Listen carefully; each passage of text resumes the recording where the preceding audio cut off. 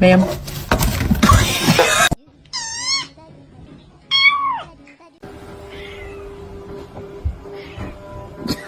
Oh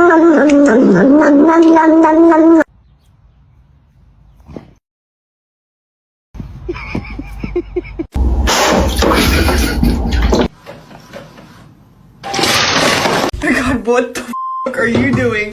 Wait, no!